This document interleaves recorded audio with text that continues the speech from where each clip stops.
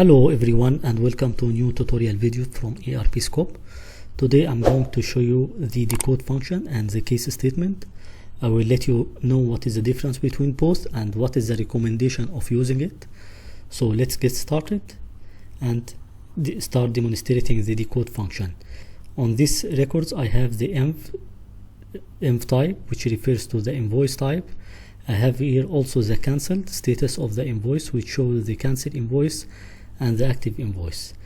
Now when we try to provide this query to the end user, we have here a small problem. First, I can't promote or provide this to the end user because user will not understand it. We have to manipulate this query and adjust it in a way the user can understand it. Second, I have this cancelled. I need to show the user that invoice has been cancelled instead of Y or N. How can we do that? Let me show you.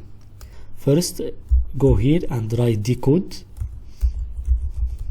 open brackets, and mention the name of the column which we are going to make these changes, comma, followed by the values which we need to change.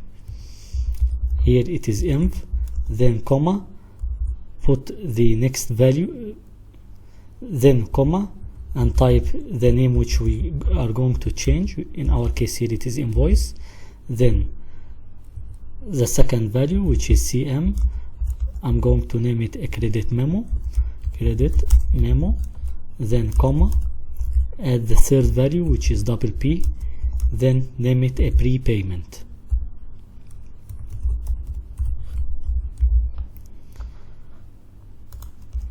The last thing we are going to add here is the same column name.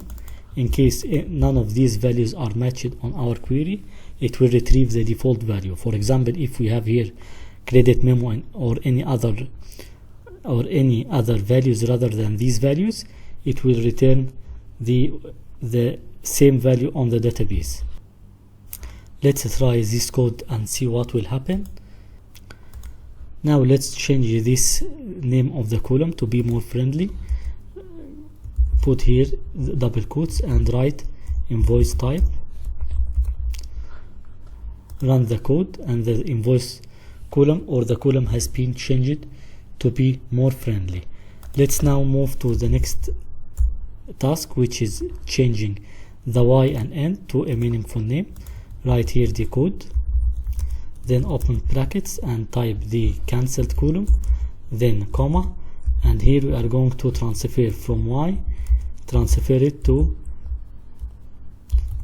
this invoice has been cancelled,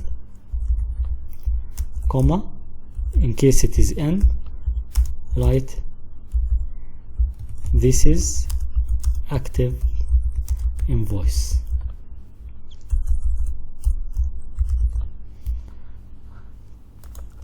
Then comma and add the column name, then close this one and write cancelled status.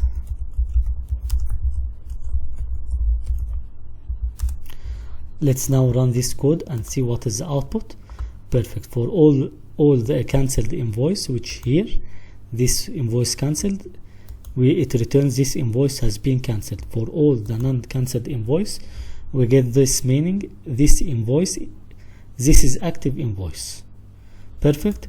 Let's now move to the next example for the case statement and see how can we do the same here. We have the same statement here, and we are going to go here and write case, add the column which we are going to apply the changes on. In our case here it is env type, and type when env, then invoice. There is no comma here. Then when CM, then credit memo, when double P, then prepayment, else other invoice type, then end. We are going to name this column as invoice type, then add comma and see what is the output. You may notice here that we got the same output on the case statement exactly as the decode function. Then what is the difference between both? The major difference between both here that we can apply some complicated conditions on this statement, while we can't do the same for the decode function. Let me show you what I mean. I have here this invoice type. Let's take it and put it here and say env type equal env. Let's repeat the same process again for all lines. Now if we run this query, it works as normal. Let us add here condition and say and amount equal 500. This statement should only apply to this 500 for this line. All others which is not matched should be transferred to other invoice type. Let's try it and see what will happen. Perfect. We get here this one is invoice because both of these conditions has been applied, but this not the case for the first and second line. That is the difference between case statement and decode. The same we can't apply on the decode function. Now, what is the perfect one and what is the recommendation on using the decode and function? Actually, this is based on the requirement. If the requirement which you received from the end user is easy and simple, what I recommend here is to use the decode function because it is more easy for you. If your requirement or the user requirement is more complicated and have a lot of rules and conditions, then the case statement will help you a lot on achieving this. If you like this video, please let me know by hitting the like button and subscribe to our channel. Thank you for watching and see you on the next video.